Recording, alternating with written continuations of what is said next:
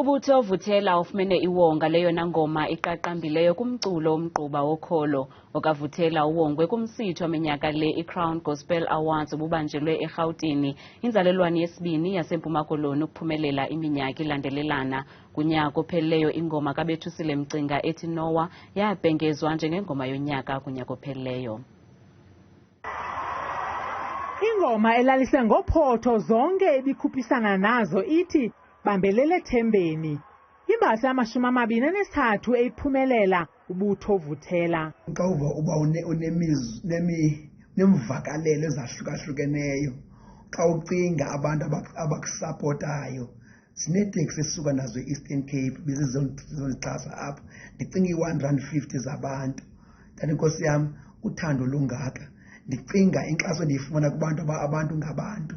Loo nto indenze ndaziva ndibalulekile, ndiwongekile, ndithi inene ndinekhaya, inkwemkomgquba kwezantaba nalamagolokonqo ase-Eastern Cape. Le nzalelwane yaseMount Fletcher ithi ikhule uphilwa lusapho lwakhe umculo wokholo. Bendikhuliswa ngogogo umakhulu uMadlamini, oyethanda kakhulu uThixo.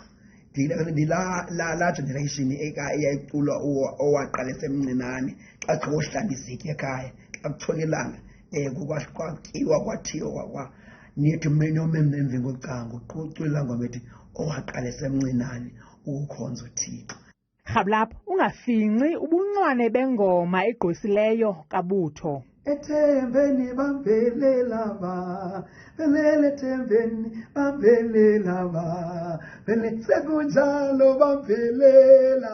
Kwiindaba zethu kuChannel 163 oziphathela iNewsroom Africa, Dingunziki Noyiya eRhawutini.